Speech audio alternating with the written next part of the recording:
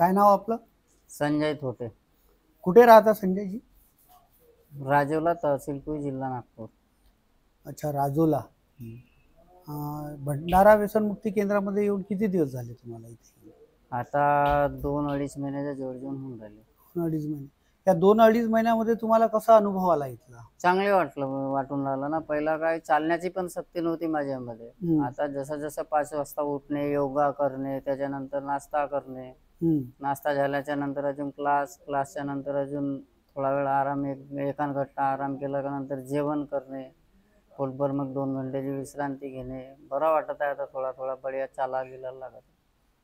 म्हणजे आधी इथे आले होते तेव्हा एकदम म्हणजे चालाची शरीर कसं होतं तुमचं? शरीर पूर्ण लुसतं उठायची पण शक्ती नव्हती. अच्छा अच्छा.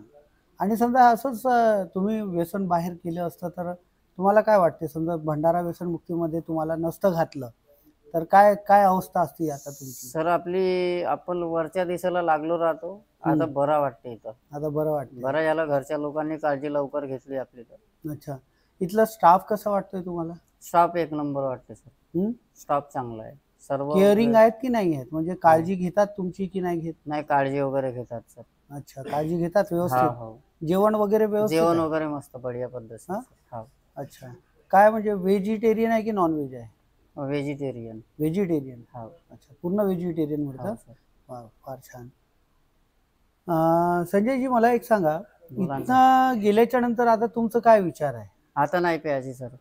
का असं काय, म्हणजे या सेंटरमध्ये असं काय, सेंटरमध्ये आले म्हणून तुम्हाला असं वाटतं का, या केंद्रामध्ये दाखल केलं म्हणून तुम्हाला असं वाटतं की बाबा आता आपण 3 महिने 4 महिने इथे राहिलो म्हणून बाहेर गेल्याच्या नंतर आता आपल्याला प्यायचीच नाही आहे, असं काय आहे? नाही सर, मी घरी दारूच्या व्यसन जास्त लागल्यामुळे मी जेवत नाही, खावत नव्हतो, काहीच नव्हतो करत. इथं आल्यानंतर 8 दिवस 15 दिवस मला त्रास गेला. आता पोटभर जेवायला लागलो. आता वगैरे व्यसनाची वगैरे आठवण मला येत नाही. आता बरं वाटते.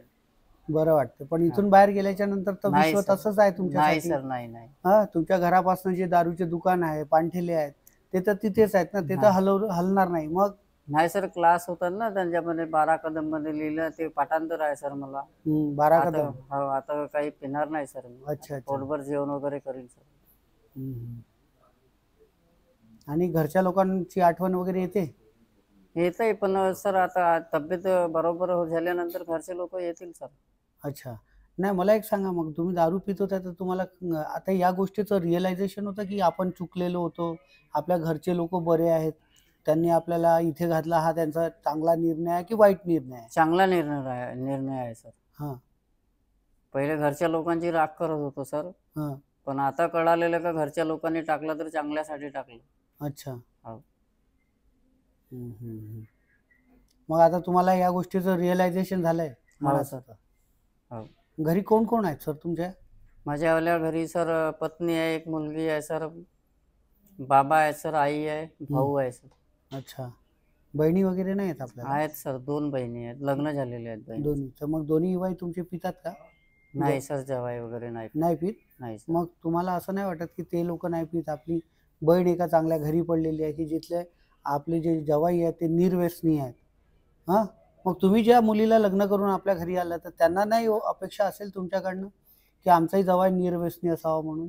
हो सर, बरोबर. मग या गोष्टीची तुम्हाला जाणीव झाली? नाही सर, आता नाही पिणार सर. हां, आता नाही पिणार. नाही पिणार? नाही सर. ठीक आहे. काय शपथ वगैरे घेता का तुम्ही? नाही सर, पण पिणारच नाही, मनावर घेतले सर. मनावर घेतलंय? हो. ठीक आहे. बरं, नमस्कार. नमस्कार.